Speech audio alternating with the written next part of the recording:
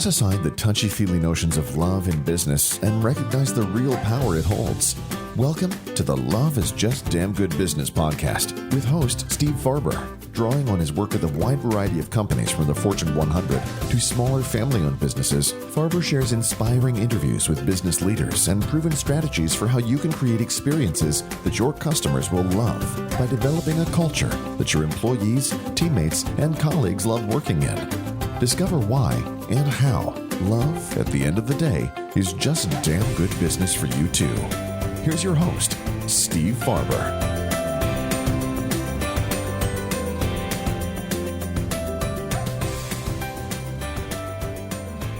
Hi, everybody. This is Steve Farber. Welcome to another episode of the Love is Just Damn Good Business podcast. And today, my guest is my old friend, not that he's old, he's an old friend, Phil Gerbyshak, or as I prefer to call him, Gerbyshak. I'm going to tell you a little bit about Phil, and then we're going to dive right in. I want to hear his story. I want to hear about his approach to sales, because sales is really what, in many ways, Phil is all about. That's not entirely true. To say that he's all about sales, of course, would be inaccurate, but he is a sales expert in a lot of contexts. He's a sales speaker. He's a sales trainer. He's a sales leader and mentor. He does internal sales training. Right now, he's with a company called Vector Solutions, where he is a vice president. He's a sales podcaster. He's a sales coach. Do you see a pattern emerging here? Phil has written 5 books, more than 3,000 articles. I mean, it says that right here on his bio. So I'm assuming that it's true. I want to hear about that because that's a hell of a lot of articles. He's been quoted in the Wall Street Journal, Daily Globe and Mail, Financial Times, Investors Business Daily, Inc., and many other publications. He's been featured on 3 magazine covers: Speaker Magazine, which is the magazine of the National Speakers Association, Marketing, Media, and Money magazine. Say that 10 times fast. That's a lot of M's. And also a magazine called Social Selling Made Easy. So he's not only a sales guy, he's a leadership guy, and he's really deeply well-versed in technology and social media. So you'll see him on LinkedIn. You'll find him on any social media channel, and it's like he freaking lives in there. I don't know how you do it. I want to hear a little bit about that. But if you comment on Phil's LinkedIn post, Facebook post, Instagram, Twitter, wherever it is, if you comment, he just responds to you like almost instantaneously. It's almost like magic. And Crunchbase recently recognized Phil Gerbyshak as one of the 25 sales leaders to follow. So Phil, it's a real pleasure to have you on my show. I've been on yours a couple times in the past, but now that I've got one, I'm so glad you're here. Thanks, Steve. It's great to be here, man. Really great to be here. Yeah, this is you and I have had a relationship that's been developing and deepening for quite some time. I would love for you to start out just by telling our listeners a little bit about your background, about your story. If you want to think of it in comic book terms, kind of your origin story. Where did the superhero known as Phil Gerbyshak emerge from? Well, I was in the planet Beldar, and Beldar, that's one of my favorite planets. Right? So I'm from a little town called Crivitz, Wisconsin, population 996, and frankly, none of the advantages, right? My mom cut the cheese for a living. Dad was a dairy farmer. So did that, right? And went in the Navy out of high school. And thought, hey, this is something to do. Got to get out of Crivitz. So I delivered email by hand. That was my job for 4 years. And I'm like, this technology stuff is not going to work, man. This is not going to work for me. Went to school to be a teacher. Did that for about 3 semesters. The 3rd semester, I learned about this thing called the internet, because we were at 9,600 baud. So for anybody playing at home, try to draw a picture and then walk it to the other side of the country. That's 9,600 baud. And I finally got enough speed that the internet could load quicker. So it was really funny. I was like, so what year was this? Just for context. So I got out of the Navy in 96 and 98. I started playing with websites and getting more involved. I had a website dedicated to the 80s. Schoolhouse Rock had come out on DVD at some point, and they reached out to me. They did, and Buckner and Garcia, who wrote the song "Pac-Man Fever," right? That was a real crowd pleaser, if you will. They put it on CD. So those two reached out to me because I had one of the best 80s websites, and I knew that I was doing something right when the local radio station stole my 101 Reasons to Know That You're Stuck in the 80s and put it on their website when I had over 1,500 submissions for that. So I started seeing, really, Steve, the benefit of social without being social. I mean, guest books were social, my crowdsource page, but I had to rewrite the code every single time. And I was like, this sucks. I'm going to school to teach. And then in 1999, I'd been in school about 3.5 years, so about 2 years into my internet journey, and I got really bored. And so I got my first sales job. My first sales job that was formal. I was a stockbroker, believe it or not. At some point, right, I sold a high-speed internet, stockbroker, and then 9/11 happened. And the world changed. And I thought, boy, I should go back into tech because sales, right, the bottom dropped out of the economy. I'm like, sales is not going to work. I should go into something safer. So I went into technology, and about 2004, this thing called a blog opened up. And then 2005, late 2004, early 2005, Google bought Pyro Labs Blogger, and it completely changed my life. Scott Ginsberg, hello, my name is Scott.com, was challenging me like, dude, you should start a blog. You should start a blog. You should start a blog. You should call me. You should call me. I'm like, shut up, Scott. So I call him on Valentine's Day, and he answers the phone with, what the F took you so long to call me? Get ready. So on 03/04/05, I started my blog journey. And not too long after that. Now, is that philgerbyshak.com? No, that was on Blogger. That was makeitgreat.blogspot.com. Make It Great. Yeah, I remember that. Yeah. That was the whole jam. I mean, my book turns 15 on June 30th. 15 years old, my first book, right?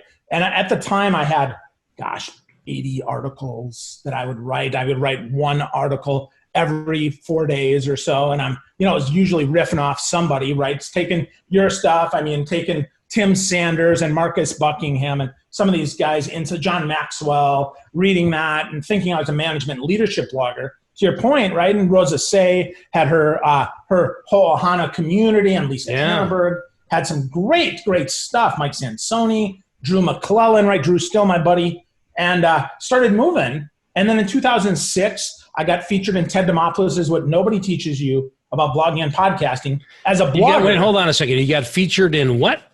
What Nobody Ever Teaches You About Blogging and Podcasting in 2006 with Ted Dimopoulos. The book, I don't even think the book is still in print, but I have a copy of it somewhere in one of my boxes. So Ted did that, but he mentioned me for blogging, and I'm like, well, why am I not podcasting? So Chris Brogan started the Great Big Small Business Show, also known by Chris and Becky McCrae and me as the Great BSers, Big Small Business, right? Great Big Small Business Show. So we did that. We would call in on the phone and leave our message. And in 2007, I got to interview Seth Godin, right? We met about 2006, 2007. We went to Perkins and shopped for underwear for Jeremy at Kohl's department store, right? And I mean, it's interesting because I gave my 2-year notice in 2008. I just want to pause for a second here because that what you just said is going to make absolutely no sense to anybody. So I just want to give a little color commentary. So the 2008, I think it was. I don't know that you and I had yet met face to face. Maybe we met, right? We met. Yep. Yeah. So we'd met a couple times face to face. We'd spent a lot of time talking, and then. My son, Jeremy, who had just graduated high school at the time, was traveling on a program called Up With People. And they were starting out in Wisconsin, not too far from where you live. In Waukesha, that's right. Yeah, in Waukesha, that's right. And so we got together. I was out there to visit him. We got together with you. We had some lunch, and then we went shopping for underwear for Jeremy. Yeah, with Jeremy, because he had to travel. You were our host. You were our guide through the department store world of Waukesha, Wisconsin. Yeah, I was your Sherpa. So that was sure. my color commentary. Go Thank ahead. you. No, good. Yeah, no, good color, right? And at that time, actually, to be perfectly clear, you saw me speak for the first time. That was another seminal moment in my life, Steve. You heard me speak, and you said, "So, hey, you want some feedback?" I said, "Of course." He said, "So, for 11 minutes, you were awesome. You were on. And for 49 minutes, you sucked." I don't know that I used those words exactly, did I? You said, "Gerbyshak, you sucked. You kind of shit the bed. You weren't very good." "Oh, thanks, Steve." And of course, then he said, "Do you want to know how to be better?" I'm like, "Yeah." So you gave me some feedback and you said, think about those 11 minutes. You were telling your story. You were telling us what was in your heart. You were sharing your love. And for the next 49, you told us what you thought we needed to hear.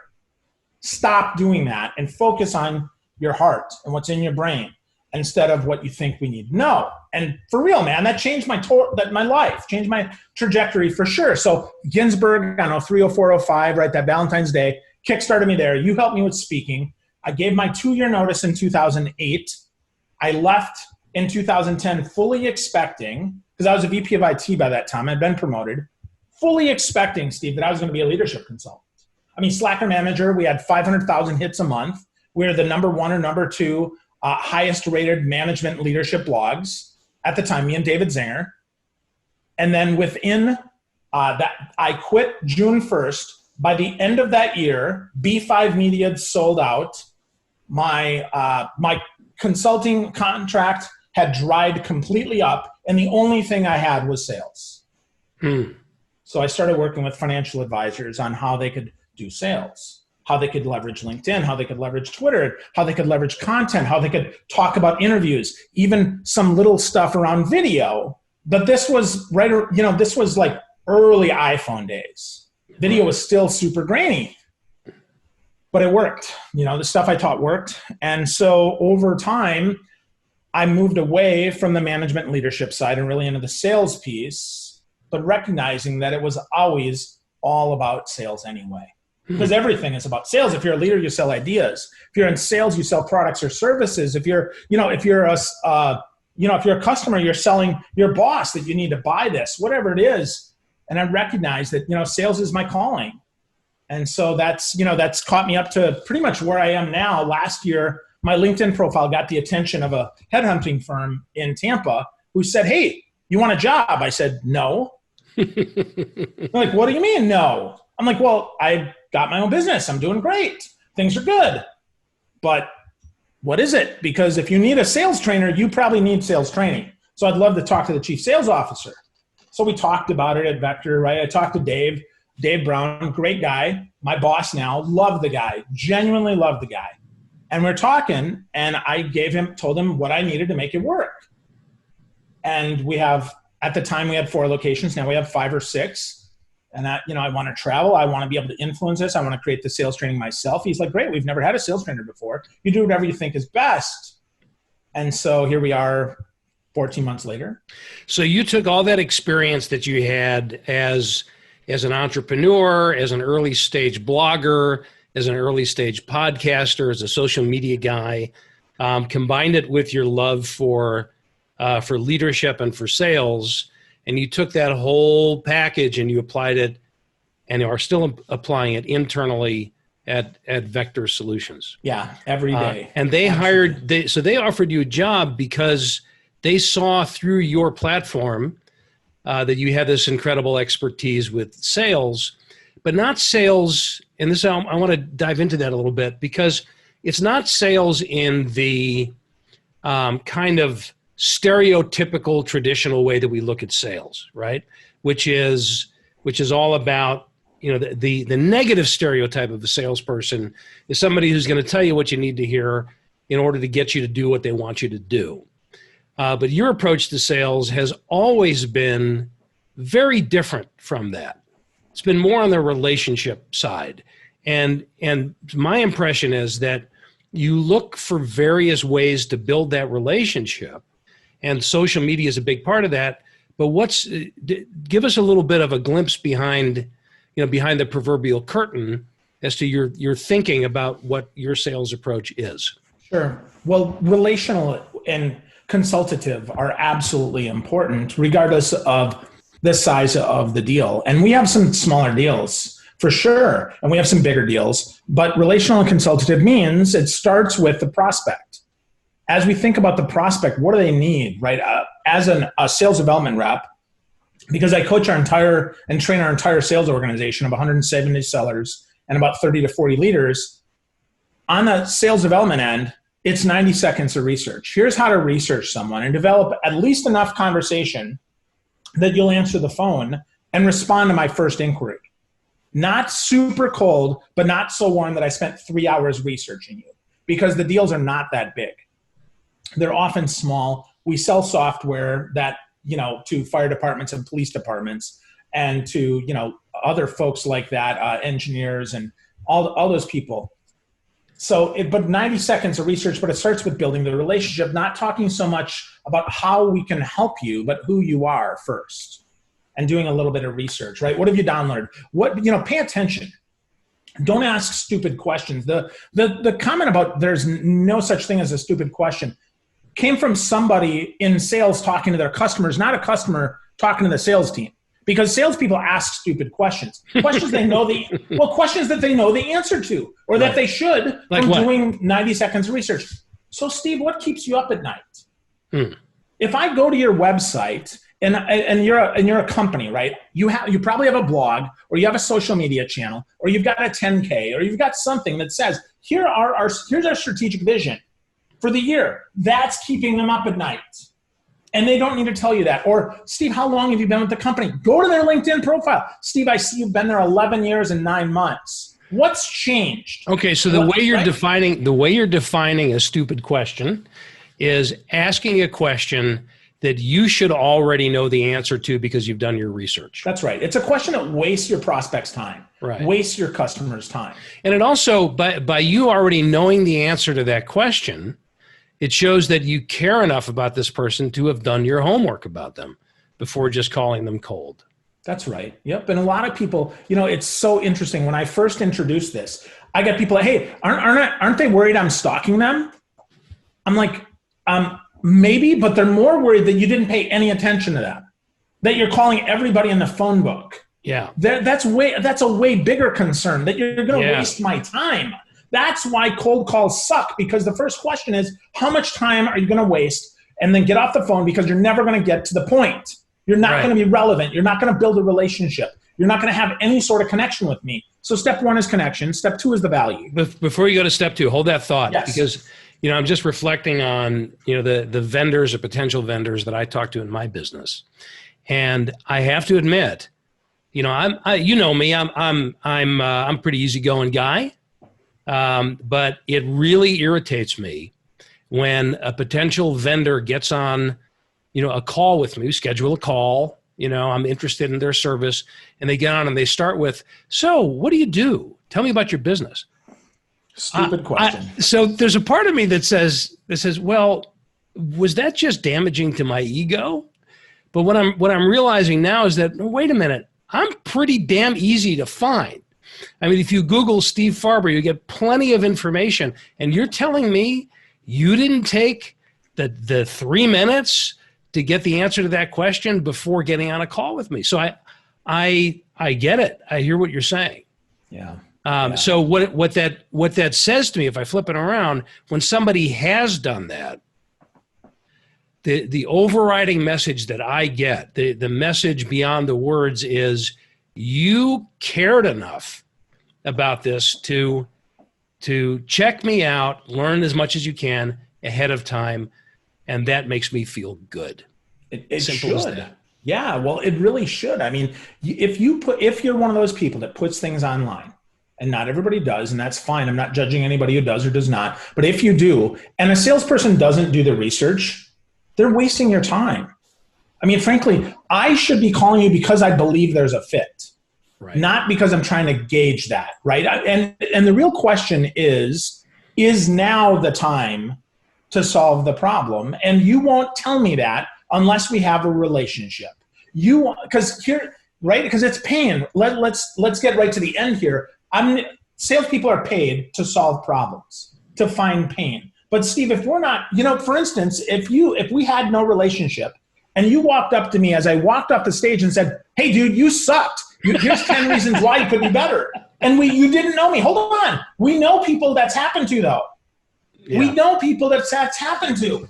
And you suck. And by the way, if you'd like some paid coaching for just $10,000 a month, I can help you. And that's what people hear. We flipped, right? But instead, we took the time. We built the relationship. Hey, are you open to some feedback? Or as a salesperson, Steve, I noticed on your website that it seems like you're challenged by X, Y, or Z. Are you interested in learning about how those things might be solved? How I might be able to help you? Because now might not be a great time, but perhaps it is next week, next month, tomorrow, an hour from now. I know I called you out of the blue to you, but Steve, is it worth it to have a conversation with me? And that's because I did the research, because I care about you, right? And that's where salespeople have to do that, right? Our sales development folks, our inside sales reps, they have to have that. And then if you're someone who's in a role that gets past the lead from a sales development rep, then your question is, well, this is what Phil told me that you said. Are these the most important things, or is there something else that we might be missing? After I've taken the time to just build a little bit of relationship, not over rapport, right? I'm not trying to find out about your dog and your wife and your cats and your books and all this stuff, but a little bit, just enough to break the ice that again, it's not even rapport. It's that you did some research. It's that you care about me enough that you invested some time not to waste mine. Yeah. That's sales, man. That's the relationship. So what was you were about to get to point number 2. Yeah. So prospect, right? So we have that prospect, right? From there, then that middle piece. So you take the call, to your point, you get the appointment. You get the appointment. And most salespeople lead with, and this is my company, and here's why we're great, and here's 17 companies we've taken down, and all this stuff, and we've got annual recurring revenue of this, and we've got 74 people in this, and nobody cares. So Steve, here's the notes that I've got. It says that these 3 things are really important to you. First, is that true? Are those really the most important things that we can talk about today? Because Steve, I'm looking at my watch and we've only got 33 minutes here. And I don't want to waste a minute of it on something that doesn't matter to you. Are these still the 3 most important things? Or is there something else you'd like me to make sure that we cover as well? And then again, share, don't share. Fantastic. Now, Steve, I'm wondering, before we even get started, can you tell me why those are so important to you? And again, relationally, if I've taken some time to build that relationship, just a little bit, we're not sleeping together, just a little bit of relationship time here, you'll say, wow, you know what? I know that those are challenges because those are challenges for everybody in my industry. But really, just this one is the biggest one. And the other ones, those would be nice. But if you could solve this one, that would really help me. And with that one, I think I could my organization could do X, Y, or Z, right? Here's the pain that it would solve. Here's how much more it would make us, or maybe it'll stop the bleeding. Maybe it's something that we're having to pay out. Maybe we're getting fined. We sell some compliance software, right, that helps people with their OSHA requirements. And if you have unlicensed people on a job site, it's possible you could get fined if an inspector shows up. So Steve, last year you got fined $171,000, and our training costs $4,000. How many times are you going to risk a $171,000 fine when you could solve that for $4,000? And sometimes the answer is, sorry, whoops, right? It doesn't matter. I set Siri off because I talk with my hands. But right, again, relationally, when I ask that question, it's clear that I ask that because I care about you, because I have some love for you. And that's where this whole love thing comes in. Because if I don't care, just check the box. Okay, so Steve, what hurts? Okay, yep. And what's the cost? That good. Okay, and how long are you going to have that? Okay, great. So it seems to me like, yeah, it becomes it feels very transactional. That's right. That's exactly the word I was going to say. That question, it's a very, I want to make sure we don't lose it, because it's actually a very profound question. When you're identifying, these kind of the pain points, as it were, then the question that you laid in there was why? Why is that important to you? And that's a really it's a powerful question, because what you're doing is you're opening up a door. It seems to me you're opening up a door into what makes this person tick now. right? Because just by trying to answer that why, you're going to hear about their challenges, you're going to hear about their history, you're going to hear about the things they tried before that didn't work, you're going to hear about the things that they wish they could do again. And that's where you might hear about their kids and their cat without asking, tell me about your kids and your cat. And the question why is a love-based question. As long as it's coming from a place of, I'm asking you this because I'm genuinely interested in your answer, not because I'm looking for ammunition to use against you in the sale, right? Yeah, that's such a nuance, right? That's where checking the box on sales, I can tell you the sales process. The nuance of love changes your sales process. And to your point there, you made a really good one with the why, and that is you have to ask why though a few times, because the first why is what the organization says. Okay, the first why is, well, Steve, it costs us $37,000. Okay, that's great. Well, why is that a challenge? Why is that important? And then the reason might be, well, you know what, we're kind of cash strapped, right? And that $37,000, and great. And then I'm going to go one deeper, and I'm going to say, and what does that mean to you in your role, Steve? How does that affect you if we don't get it done? If we fail to deliver, if this doesn't work, if this is a failure, has this ever happened to you before? And we have to find that out, because sometimes the big why is because my job depends on it. Right. So then, you know what, I understand. This is a bigger risk than I thought. We really need to hold this really accountable. We need to make sure we timeline that out. So Steve, what day did you say? Right, you said 7/31. Okay, now let's reverse that. 7/31. Let's identify those milestones, those checkpoints, so that we make sure we hit them. So that 7/31 is a hard date, not a soft date. Again, and what we're saying underneath that is, because I care about you. Yeah. Because I want you to feel secure, because security is the first reason that sales don't go anywhere, because inertia works against us in sales. Just staying in the status quo is really comfortable. There's no risk there. So what you're saying is the biggest reason people don't buy a new product, take on a new service, is because that, by definition, means they have to change something. Yeah. And people would rather maintain the status quo than change. You know, one of my mentors, Terry Pierce, who I'm sure you've heard me talk about before, unfortunately just passed away last year. He used to say, people don't like change, but they love progress, which of course is change, right? But it's progress with a purpose. It's progress leading towards a better future. So if the salesperson has done his or her job correctly, then they understand what picture of the potential future to paint for this prospective customer. That's right. Yeah, the better tomorrow, right? The thought of hope.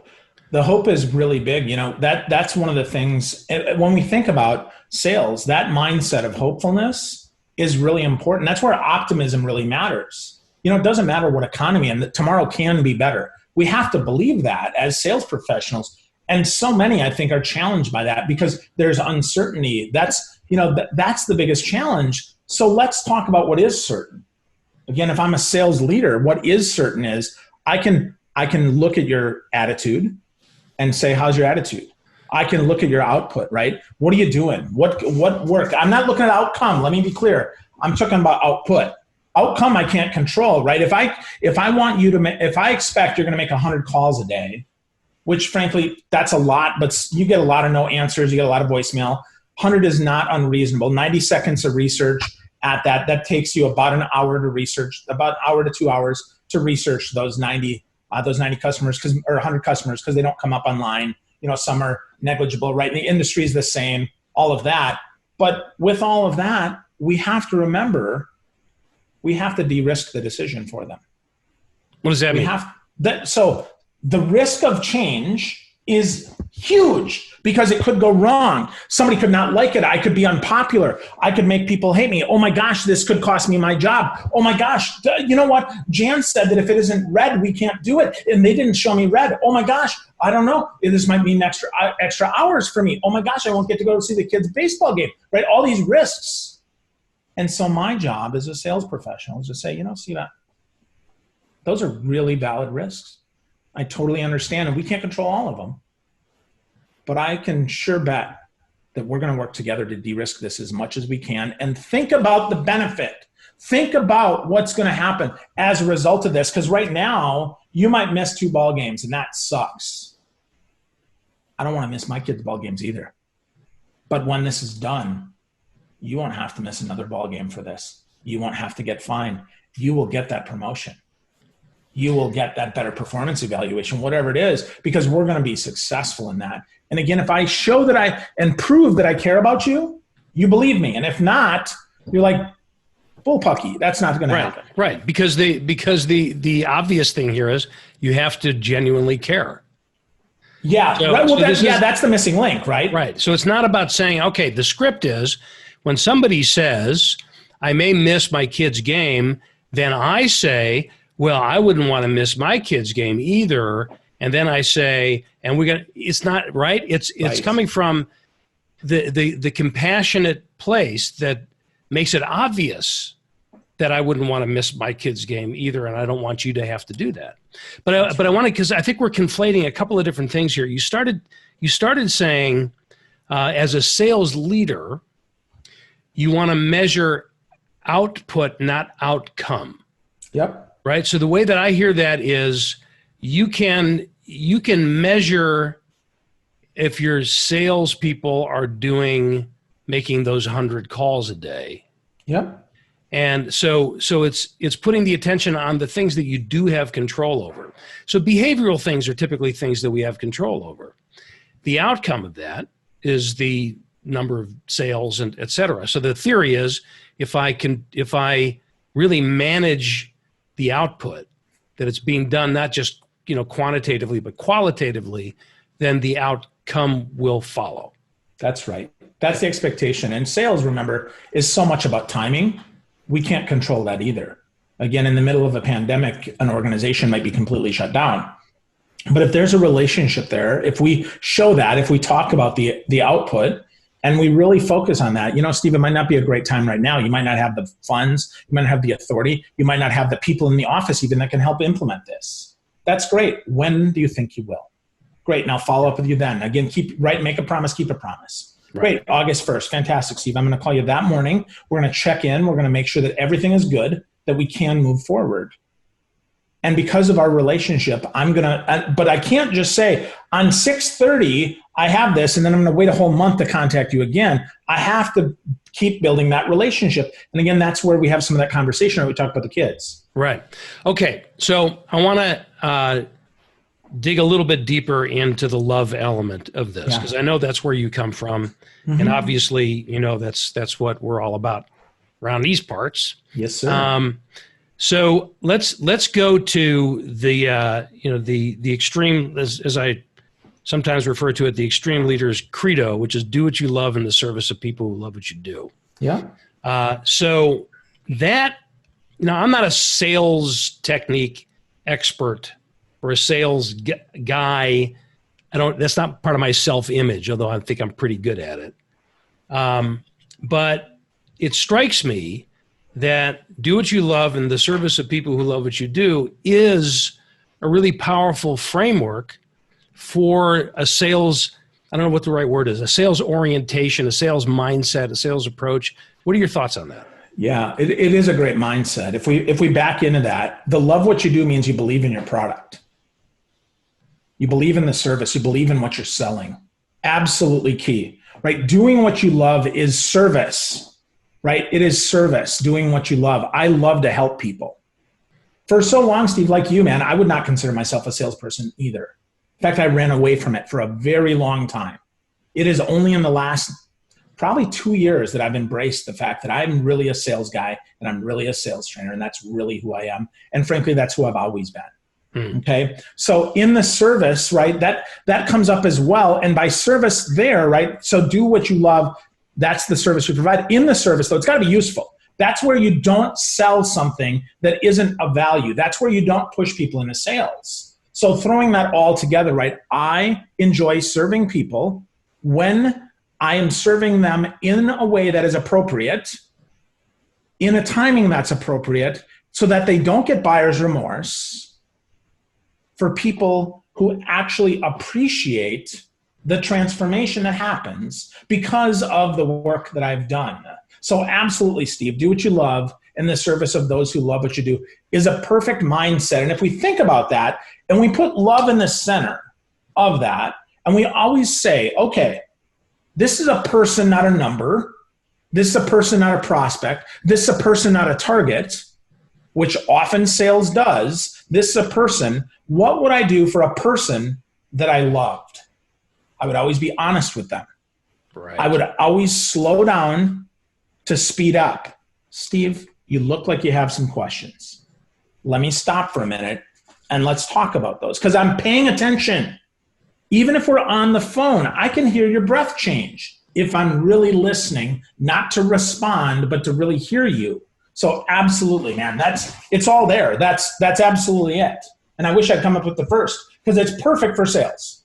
So what would you recommend to somebody who is struggling in it's true for any job, but let's focus on sales, struggling with their sales job because that love isn't there. So maybe they're not really crazy about the product. They think there's maybe a better solution.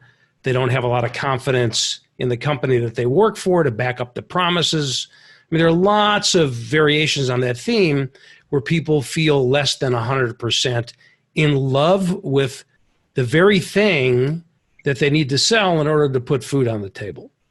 Yeah. Well, you have to look deeper then for the love. And where is your love, right? Is it because you love your family? Is it because you love yourself? For some salespeople, Steve, I'm just going to be honest, man, some of them love money. Yeah. And what money can get them. So if we focus on that, that's helpful. If we think about, is there any time that I do have love for this product, for this service, for these people, for this company, for my boss, for my team? I have to look for the love. When I look for it, I will probably find it. But I have to stop for a second and really kind of count our blessings. What is it that I love? What am I grateful for? Right now, again, right, if we're in the middle of a pandemic, you might just be grateful you're getting a paycheck every 2 weeks. Yeah. And that's love, man, because I need to love that. I might love the fact that, frankly, my boss checks on me every day and finds out how I'm doing. You know, for me, I'm fortunate. I have every week with my boss, and we talk about what I'm working on. And I love his attention. And sometimes, I'll tell you, the last week of the month, very few sales professionals want to talk to a trainer on the last week of the month because they're trying to make it. And this month right there, it's quarter end as well. So I got month end, quarter end, middle of the pandemic, and we're closed on the 2nd. So we got a 4-day weekend, which means I don't get to talk to anybody on the sales team for 15 days practically. That's a problem. So how do I show them my love, right? If they're not feeling it, if they're concerned, I share a podcast. I share an article. I share some mindset shift. I find out, I ask, instead of, hey, how about some training? I say, hey, how can I help you close more deals this quarter, this month, this week? And so I shift that. And as a salesperson, we just have to get out of our head. Yeah. Because there is love there. We just often don't realize what it is because it might not be our product, but it might be the fact that in certain situations, it is the perfect product for those customers and I should sell to more of them. Right. Or it might be because of my service team. We might have great customer support. I love that team. Yeah. I mean, and there's always a spectrum in this, right? I mean, it might sound obvious, but I will state the obvious. If you're selling something that truly has no value, that's called a con job, right? Yeah. And if so, you have a choice at that juncture is to either figure out a way to fall in love with something that is not love worthy, or you've got to find somewhere else to apply your skill. That's right. Yeah, absolutely. And you have to be willing to say that to yourself. And the timing, again, might not be now. Let's be perfectly clear. And that's okay, but you still have to operate from love. what would happen if I felt that love for this other human being? That's important. So we have to ask ourselves that question. I don't ever recommend lying, to be clear. In fact, I always remind my team, don't call from a fake number just so you can look local. Don't say that you're, the Internal Revenue Service to try to get a call back, because that's ridiculous anyway. Don't lie. Tell the truth. The truth will set you free. And if there's no love there, that's fine. Move on to the next one, because no is the second best answer we can get in sales. No means stop chasing me. Leave me alone, at least for this quarter, this year, this month, right? Right. Yeah. It just occurred to me that your deep background in social media is really, tell me if I'm wrong about this, really informing your approach to sales. And what I mean by that is what makes social media communication powerful is authenticity. It's our willingness and ability to show up as who we are on our social channels. And even though, with all the, we hear a lot of criticism about people only putting their best foot forward on Facebook and creating a picture of a life that other people compare themselves to and feel bad about their own lives, because that seems like an impossibly high standard. And there's an impossibly high standard there because people are faking it or they're being very, selective about what they share. But all that aside, the really effective social media communications are very real. Yeah. And there is no lying involved. It's being vulnerable. And as, again, he's coming up a lot today, but the aforementioned Terry Pierce, my mentor, he was talking about vulnerability back in the 90s when I first met him. And there was a phrase that he used that it was really powerful. He called it relevant vulnerability. So being vulnerable doesn't mean that I'm necessarily going to open up, the closet and show you all the skeletons that are hanging in there, to use an inspiring metaphor. But I will be honest with everything that I do share. And I'll choose those things that give us the opportunity to connect with each other. So you've been doing that on social media since day one. And I know, just from my experience in our friendship, whenever we have a question about what we should or shouldn't do in the social media channels or technology, we call Gerbyshak and say, hey, what do you think we should do? And you've always been not only more than willing, eager to really help us out. And that's what comes across in your voice in all of your channels. I mean, going back to one of the first things I said about you at the beginning of this discussion, when somebody comments on something that you've posted, you always respond. Do you ever not respond?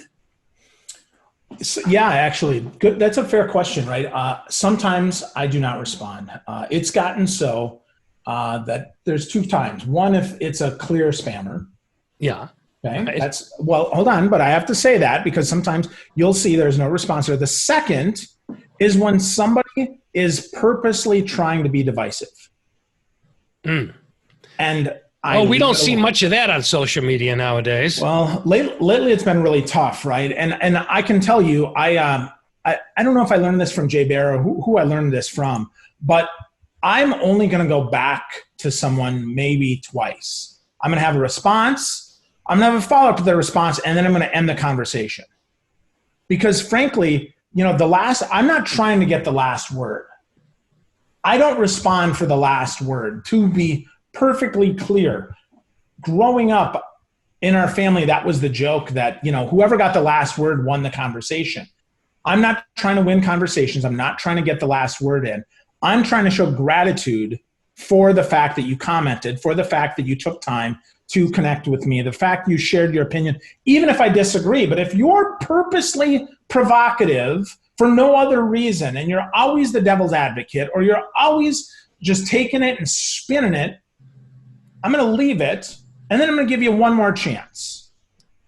And if you do it again, you're blocked. Last week and the week before, I blocked 3 people. Steve, I haven't blocked people in months, maybe a year. I bet I have less than 20 people that I've ever blocked in 15 years on social media that are non-spammers. to be clear.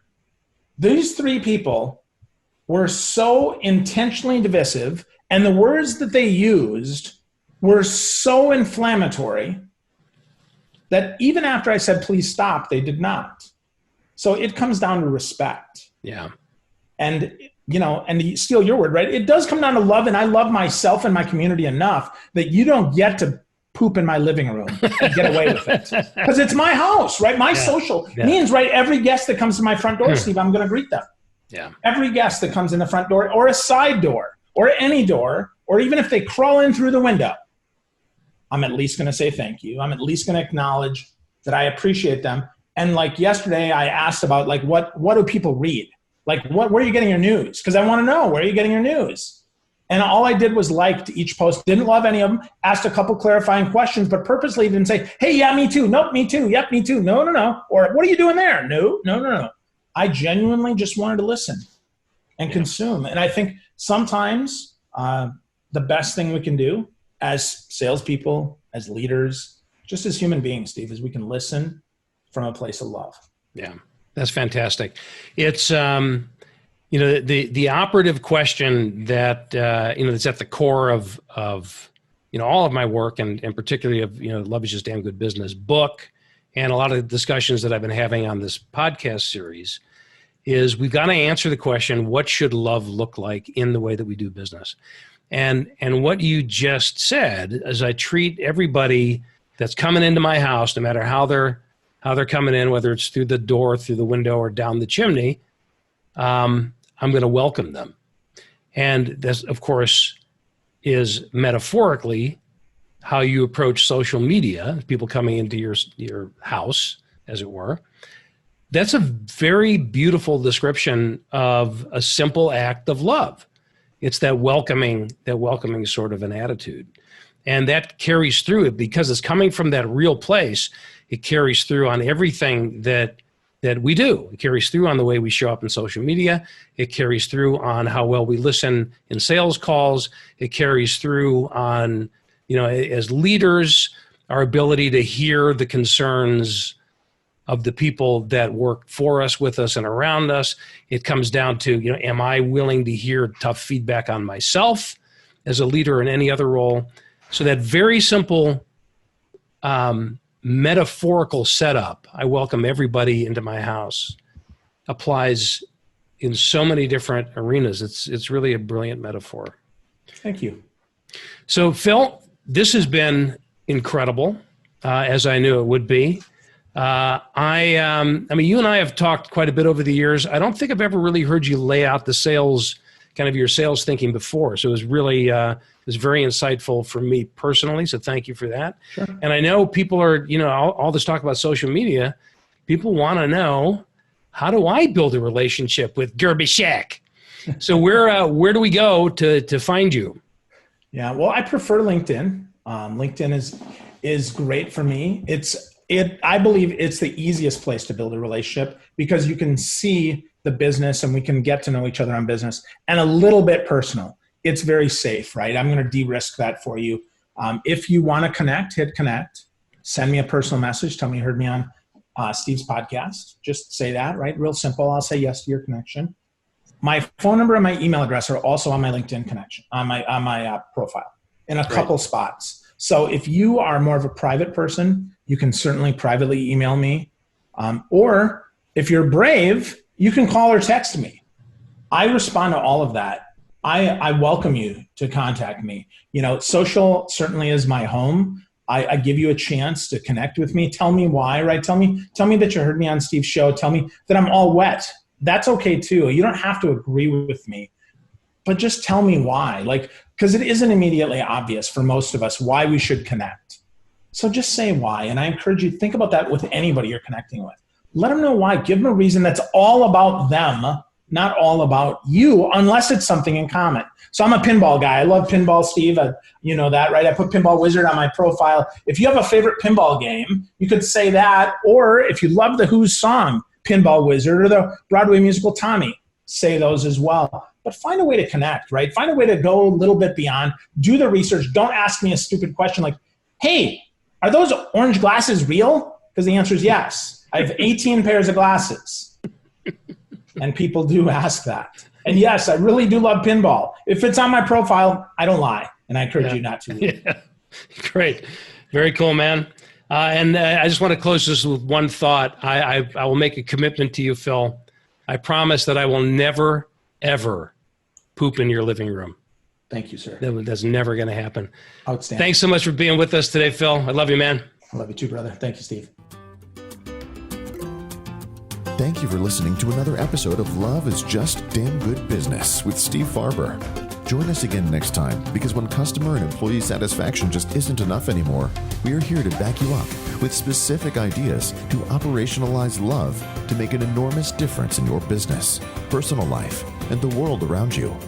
Visit our website at stevefarber.com to leave a review. And don't forget to share the love with your colleagues and friends, because after all, it's just damn good business.